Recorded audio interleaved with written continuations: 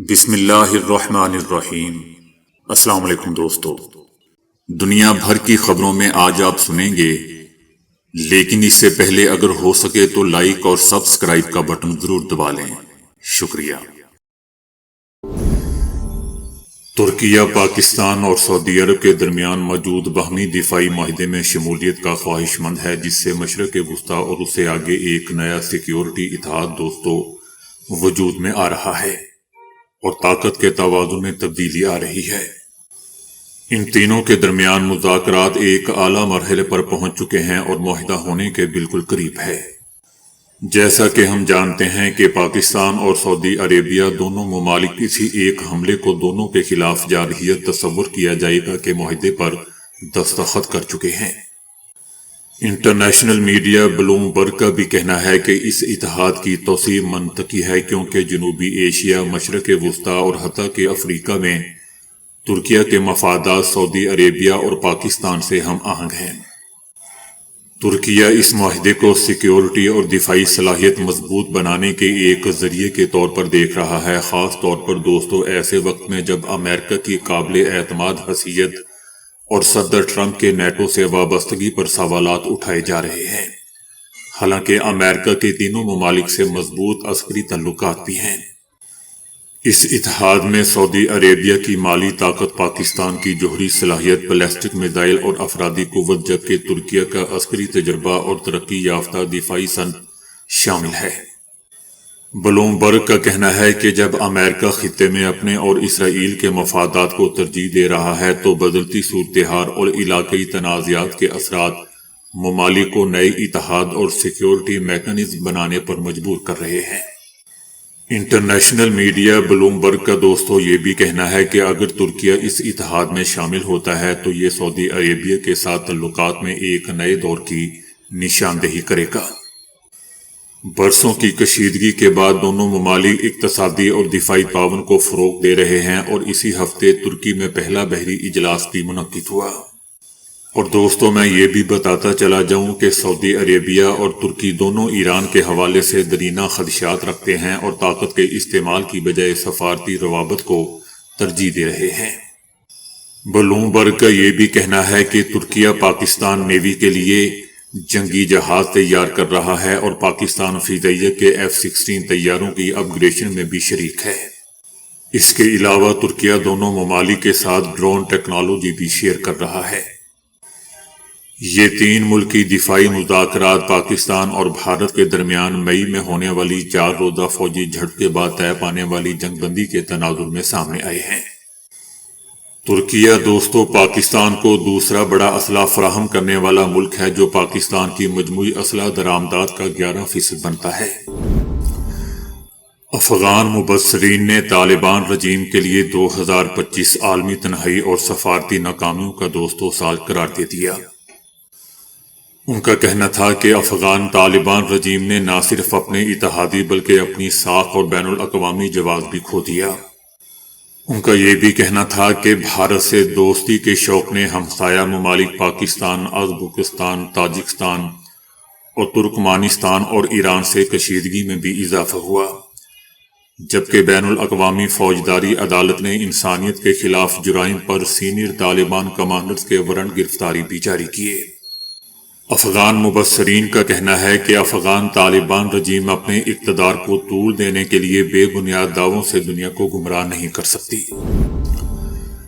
امریکہ میں لاکھوں ڈالرز کی لابنگ کے باوجود بھارت کو سفارتی محاذ پر شکست کا سامنا ہے۔ بھارتی حکومت نے امریکی لابنگ فرم کو دوستو $4,50,000 دیے اور بھارت نے اپنی سفارتی ساکھ کو بحال کرنے کی کوشش کی۔ دوسری جانب بھارتی میڈیا کا کہنا ہے کہ آپریشن سندور میں بھارت نے لابنگ کے ذریعے صدر ٹرمپ کی انتظامیہ سے رابطے شروع کیے اور بھارتی وفد نے امریکی انتظامیہ سے ملاقاتوں کے لیے لابنگ فرم کی مدد لی۔ بھارتی میڈیا کا یہ بھی کہنا ہے کہ بھارت نے 2 لابنگ فرمز کو بالترتیب $1.8 ملین اور $75,000 سماہی پر ہائر کیا، لیکن بات نہیں بن سکی۔ صدر ٹرمپ نے کہا ہے کہ امریکہ نے ایران کی صورتحال پر نظر رکھی ہوئی ہے اور اگر ایران میں لوگوں کو مار دیا گیا تو امریکہ مداخلت کرے گا۔ صدر ٹرمپ کا کہنا ہے کہ ایرانی حکومت نے سالوں سے اپنے عوام کے ساتھ برا سلوک کیا ہے۔ ایرانی حکومت آج اپنے عوام کی جانب سے اس کو جواب مل رہا ہے۔ صدر ٹرمپ کا کہنا تھا کہ مداخلت کا مطلب یہ نہیں ہے کہ ایران میں ہم فوج اتار دیں گے۔ ان کا کہنا تھا کہ ایران اس وقت مصیبت میں ہے۔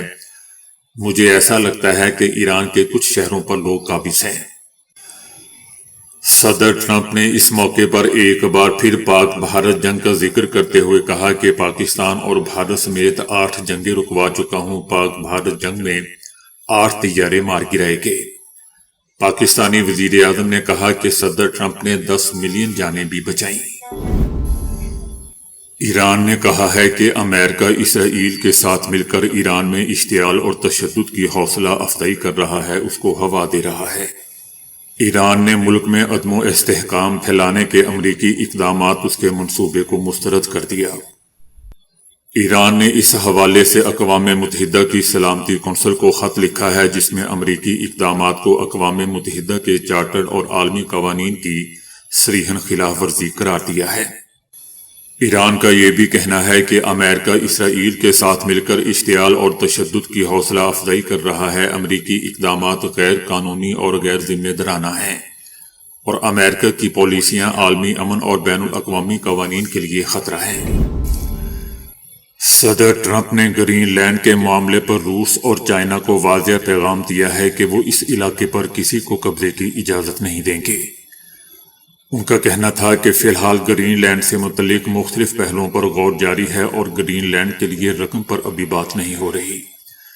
اس علاقے کے مالی معاملات پر فیصلہ بعد میں ہوگا۔ صدر ٹرمپ کا کہنا تھا کہ ڈنمارک پر ڈیل کرنا چاہیں گے، ہم گرین لینڈ نہیں دیں گے تو آپ کا اگلا پڑوسی روس یا چائنا ہوگا اور ہم ان دونوں ممالک کو اپنا پڑوسی نہیں بنا سکتے۔ امریکہ کو گرین لینڈ کا مالک ہونا چاہیے تاکہ روس یا چائنا اس پر قبضہ نہ کر سکیں۔ صدر ٹرمپ کا کہنا تھا کہ وینزویلا اور امریکہ کے پاس دنیا کا 55% تیل ہے اور روس اور چائنا وہ تمام تیل خرید سکتے ہیں جو وہ امریکہ یا وینزویلا سے چاہتے ہیں۔ صدر ٹرمپ کا کہنا تھا کہ روسی صدر اچھے انسان ہیں لیکن انہوں نے مایوس کیا۔ صدر ٹرمپ کا کہنا تھا کہ وینزویلا میں $100 ارب تک سرمایہ کاری پر غور کر رہے ہیں۔ وینزویلا کی تیل صنعت کو کسی طرح دوبارہ تعمیر کیا جائے گا، اس پر بات ہوگی۔ ان کا کہنا تھا کہ وینزویلا کی طرف سے ہمیں 30 ملین بیرل تیل دیا گیا ہے۔ وینزویلا میں کون سی تیل کمپنیاں جائیں گی اس کا فیصلہ کریں گے۔ تیل کمپنیاں امریکہ سے براہ راست ڈیل کریں گی، وینزویلا سے نہیں۔ صدر ٹرمپ کا کہنا تھا کہ فوری طور پر وینزویلا کے 5 کروڑ بیرل تیل کی ریفائننگ اور فروخت کا کام شروع کیا جائے گا۔ وینزویلا میں سرمایہ کاری کرنے والی تیل کمپنیوں کو حفاظتی ضمانتیں دی جائیں گی۔ فرانس، برطانیہ اور جرمنی نے ایران میں مظاہرین کی اموات کی شدید الفاظ میں مذمت کی ہے۔ مشترکہ بیان میں کہا گیا ہے کہ ایرانی سیکیورٹی فورسز کے تشدد پر تشویش ہے۔ بیان میں ایرانی سیکیورٹی فورسز پر زور دیا گیا ہے کہ وہ تشدد سے باز رہے۔ فرانس، برطانیہ اور جرمنی نے کہا ہے کہ ایرانی حکام یہ ذمہ داری پوری کریں کہ وہ اپنی آبادی کا تحفظ کریں اور آزادی اظہار اور پرامن اجتماع کی اجازت دیں تاکہ عوام کو کسی بھی قسم کی انتقامی کارروائی کے خوف کے بغیر اپنے حقوق استعمال کرنے کا موقع مل سکے۔ یاد رہے دوستو کہ ایران میں حکومت مخالف مظاہرے جاری ہیں۔ انسانی حقوق کے غیر ملکی اداروں کا کہنا ہے کہ احتجاج 100 سے زائد شہروں میں پھیل چکا ہے۔ مظاہروں کے دوران اب تک ہلاک افراد کی تعداد 47 ہو چکی ہے، جن میں کئی سیکیورٹی اہلکار بھی شامل ہیں۔ تقریباً 2500 افراد گرفتار بھی ہیں۔ صدر ٹرمپ نے خود کو عالمی اور امریکی قوانین سے ماورا قرار دے دیا۔ صدر ٹرمپ کا کہنا ہے کہ انہیں کسی بین الاقوامی قانون کی ضرورت نہیں، نہ وہ عالمی قوانین پر عمل کرنے کے پابند ہیں۔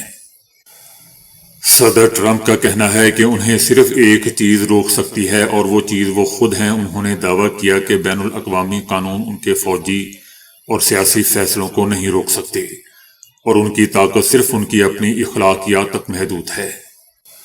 صدر ٹرمپ کا کہنا تھا کہ وہ امریکی مفادات کے لیے کسی بھی ملک میں کارروائی کا حق رکھتے ہیں اور عالمی قوانین یا معاہدے ان کے فیصلوں کے پابند نہیں۔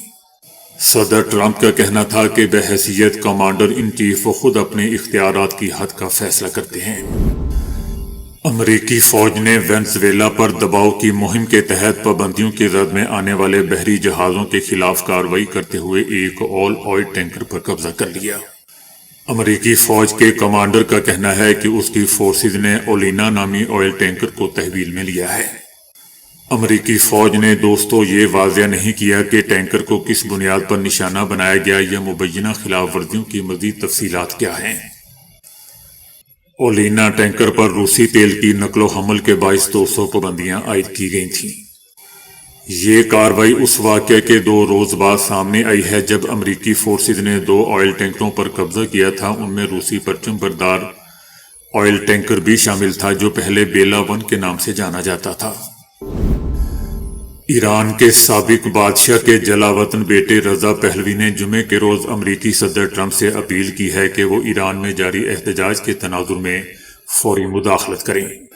امریکہ میں مقیم رضا پہلوی نے یہ واضح نہیں کیا کہ وہ کس نوعیت کی مداخلت چاہتے ہیں، تاہم انہوں نے ملک بھر میں انٹرنیٹ کی بندش اور مظاہرین کے خلاف طاقت کے استعمال کے خدشے کی طرف اشارہ کیا۔ ایران کے کئی شہروں میں ہرو حکومت کے خلاف رات گئے سڑکوں پر مارچ کیا گیا۔ احتجاجی مظاہروں کے دوران اب تک ایران کے کئی شہروں میں حکومت کے خلاف سڑکوں پر مارچ کیا گیا۔ احتجاجی مظاہروں کے دوران اب تک مرنے والے لوگوں کی تعداد 47 ہو چکی ہے، جن میں کئی سیکیورٹی اہلکار بھی شامل ہیں۔ ایران میں انٹرنیٹ سروس ایک بار پھر بند کر دی گئی ہے، جبکہ ترکیہ نے استنبول سے تہران جانے والی تمام پروازیں بھی منسوخ کر دی ہیں۔ گرین لینڈ کی پارلیمنٹ کی تمام 5 پارٹیوں نے مشترکہ بیان میں کہا ہے کہ ہم امریکی نہیں بننا چاہتے، ہم گرین لینڈرز ہی رہیں گے۔ تمام سیاسی جماعتوں کا کہنا تھا کہ ہمارا مستقبل خود گرین لینڈ کے لوگوں کے فیصلے پر منحصر ہونا چاہیے۔ یہ بات انہوں نے واضح طور پر دہرا دی کہ گرین لینڈ بیچنے یا غیر ارادی طور پر شامل کیے جانے کا مشن نہیں ہے۔ تمام جماعتوں نے سخت الفاظ میں امریکی موقف کو رد کر دیا اور کہا کہ گرین لینڈ فروخت نہیں ہوگا۔ گرین لینڈ کے لوگوں اور سیاسی نمائندوں نے دوستو صدر ٹرمپ کے رویے کو تضحیک اور دھمکی آمیز قرار دیا ہے، خاص طور پر جب صدر ٹرمپ کی جانب سے گرین لینڈ کی حیثیت کو بطور طاقت تبدیل کرنے کی بات کی گئی۔ انڈیا کی ریاست منی پور میں مرکزی حکومت سے دوری خطرناک حد تک بڑھ چکی ہے۔ حال ہی میں دوستو دی اکانومسٹ نے تہلکہ خیز رپورٹ جاری کی ہے، جس میں بتایا گیا ہے کہ منی پور میں 3 سال بعد بھی امن بحال نہیں ہو سکا۔ رپورٹ میں کہا گیا ہے کہ بی جے پی حکومت کے غیر سنجیدہ رویے نے منی پور کو عملی طور پر نسلی بنیادوں پر تقسیم کر دیا ہے۔ منی پور میں کوکی اور میتی برادری کے درمیان بڑھتی دوریاں بی جے پی حکومت کی بالادستانہ سوچ کا نتیجہ ہے۔ صدر راج کے نفاذ کے باوجود بی جے پی حکومت منی پور میں اعتماد بحال کرنے میں ناکام رہی ہے۔ مرکز کے خلاف غصہ شدت اختیار کر گیا ہے، جبکہ 2023 میں ہندو کمیونٹی اور عیسائی کمیونٹی کے مابین بدترین نسلی تشدد بھی ہوا تھا۔ متاثرین نے بی جے پی کی حکومت پر الزام عائد کیا ہے کہ اس نے تنازع کو منظم کیا۔ بی جے پی حکومت وہ ضروری اقدامات لینے سے گریزاں رہی جو اس تشدد کو روک سکتے تھے۔ رپورٹ میں بتایا گیا ہے کہ تقریباً 50,000 لوگ، خاص طور پر عیسائی، آج بھی پناہ گزین کیمپوں میں رہتے ہیں۔ عیسائی کمیونٹی بے روزگار 84 روپے یومیہ حکومتی وظیفے پر گزارا کر رہے ہیں۔ عیسائی کمیونٹی اپنے لیے نیم خود مختار علاقے کا مطالبہ کرتی ہے۔ منی پور میں دوستو سیکیورٹی کے نام پر جا بجا چیک پوسٹوں نے زندگی کو جہنم بنا دیا ہے۔ عیسائی قبائل کو عدالتوں سے بھی انصاف نہیں مل رہا۔ رپورٹ میں یہ بھی بتایا گیا ہے کہ منی پور بحران بھارت کو مزید عدم و استحکام کی طرف دھکیل رہا ہے۔ بی جے پی کی بد انتظامی منی پور میں نسلی تقسیم کو مزید گہرا کر رہی ہے۔ منی پور میں پرانی آزادی پسند تحریکوں کے دوبارہ ابھرنے کا بھی خطرہ پیدا ہو چکا ہے۔ 10 جنوری 2018 کو ہونے والا سانحہ کٹھوعہ تاریخ کا دوستو ناقابل فراموش واقعہ ہے۔ کشمیر کے مسلمانوں کے ساتھ ہونے والے غیر انسانی سلوک اور خواتین کا دکھ بھرا سانحہ ہے۔ مقبوضہ وادی کے ضلع کٹویا سے لاپتہ ہونے والی 8 سالہ بچی بانو کی باڈی 17 جنوری کو جنگلات سے برآمد ہوئی۔ پوسٹ مارٹم رپورٹ اور سرکاری تحقیقات کے مطابق 8 سالہ معصوم بانو شدید جنسی تشدد کا نشانہ بنی بے حسی اور سفاکیت کی دوستوں انتہا یہ تھی کہ عدالت نے چارج شیٹ کو روکنے کی کوشش کی اور بھارتی سیاسی شخصیات نے کھلے عام ملوث افراد کا دفاع بھی کیا۔ دنیا کی آنکھوں میں دھول جھونکنے کے لیے بھارتی عدالت نے یہ مقدمہ پٹھان کوٹ منتقل کر دیا گیا۔ کٹھوا کیس مسلسل ناانصافی کی علامت بنا رہا، جہاں انصاف میں تاخیر، دانستہ تنازعات اور رکاوٹیں کھڑی کی گئیں۔ عدالتی سماعت کے پورے عمل میں قانونی پیچیدگیاں، عوامی احتجاج اور سیاسی مداخلت کی شکایات سامنے آتی رہیں۔ عدالتی بے حسی اور بھارتی سیاستدانوں کی ہٹ درمی کے باعث انصاف کا گھلا گھونٹ دیا گیا۔ سانحہ کٹھوا دوستو، اس امر کا آغاز ہے کہ جب کمزور اور اقلیتی طبقات کو مؤثر ریاستی تحفظ حاصل نہ ہو تو اجتماعی عدم تحفظ اور ریاستی بے حسی کی علامت بن جاتا ہے۔ ایران میں مہنگائی کے خلاف جاری حکومت مخالف مظاہرے پرتشدد رخ اختیار کرتے ہوئے بے قابو ہو چکے ہیں۔ معروف امریکی میگزین ٹائم میگزین نے دعویٰ کیا ہے کہ مختلف شہروں میں مظاہرین اور سیکیورٹی اہلکاروں کے درمیان ہونے والی جھڑپوں کے دوران اموات کی تعداد 217 تک پہنچ چکی ہے۔ گزشتہ رات سے احتجاج میں مزید شدت دیکھنے میں آئی ہے، جس کے دوران متعدد شہروں میں شدید جھڑپیں ہوئی ہیں۔ مظاہرین نے مختلف علاقوں میں توڑ پھوڑ کی اور سرکاری اور عوامی املاک کو نشانہ بھی بنایا۔ احتجاج کے دوران 26 بینک، 25 مساجد، 2 ہاسپٹل اور 48 فائر ٹرکوں کو نقصان پہنچایا گیا، جبکہ سرکاری عمارتوں اور پولیس اسٹیشن پر بھی حملے کیے گئے ہیں، جس کے نتیجے میں کئی سیکیورٹی اہلکار زخمی بھی ہوئے ہیں۔ حکومت کا کہنا ہے کہ اب تک 2500 افراد کو گرفتار کر لیا گیا ہے، جبکہ ملک کے مختلف حصوں میں انٹرنیٹ سروس بھی معطل ہے۔ ٹائم میگزین کا کہنا ہے کہ دارالحکومت تہران کے ایک ہاسپٹل میں 217 مظاہرین کی اموات کی تصدیق ہوئی ہے، جن میں سے 63 افراد گولی لگنے سے مارے گئے ہیں، جبکہ ایران کی سرکاری حکومت کا کہنا ہے کہ ابھی تک ہلاکتوں کی تعداد، اموات کی تعداد 47 ہے، جبکہ ٹائم میگزین دوستو 217 افراد کی اموات بتا رہا ہے، جبکہ انٹرنیشنل انسانی حقوق کی تنظیموں کا کہنا ہے کہ اب تک کم از کم 63 افراد مارے گئے ہیں، جن میں 49 عام شہری شامل ہیں۔ وفاقی حکومت نے کہا ہے کہ کراچی نے عمران خان کو مسترد کر دیا، پی ٹی آئی کو شہر قائد میں جلسے کی اجازت نہ دی جائے۔ وفاقی حکومت کا کہنا تھا کہ عمران خان کو کراچی نے مکمل طور پر مسترد کر دیا ہے اور ایسے لوگ جو تقریب کاروں کے سپورٹرز ہوں انہیں سپورٹ نہیں کیا جانا چاہیے۔ وفاقی حکومت کا دوستو یہ بھی کہنا ہے کہ مسلم لیگ نون نے ہمیشہ آمریت کے خلاف سیاست کی ہے اور وفاق پی ٹی آئی کے صرف ان لوگوں سے ڈائیلاگ کرے گی جو قانون اور آئین کو مانتے ہیں۔ آئندہ گورنر سندھ مسلم لیگ نون کا ہوگا۔ گزشتہ جمعہ کو تحریک انصاف نے پورے شہر قائد کو یرغمال بنائے رکھا۔ افغان شہری بھی ان کے ساتھ موجود تھے اور سیکیورٹی اداروں کے خلاف غلط الفاظ استعمال کیے گئے۔ پاکستانی آرمی کو تنقید کا نشانہ بنایا گیا۔ عوامی مینڈیٹ کو گالی دی گئی۔ خیبر پختونخوا کے وزیر اعلیٰ سہیل آفریدی نے دیگر صوبوں کے مینڈیٹ کی توہین کی۔ آئین شہریوں کو اجازت دیتا ہے کہ وہ ملک میں کہیں بھی جا سکتے ہیں، مگر بطور وزیر اعلیٰ انہیں اپنے صوبے میں اپنی کارکردگی دکھانی چاہیے، کیونکہ انہوں نے آئین اور عوام سے وفاداری کا حلف لیا ہوا ہے۔ صوبے میں ہر طرح کی سمگلنگ سے کمائی کی جا رہی ہے۔ ٹی ٹی پی کے ذریعے حکومت ان سے ملی ہوئی ہے۔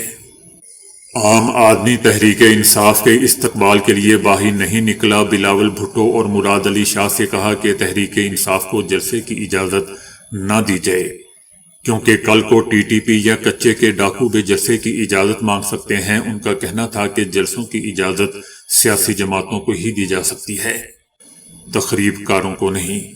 تو دوستو ابھی کے لیے اتنا ہی۔ ویڈیو کو لائک اور شیئر کرنے کا بہت بہت شکریہ۔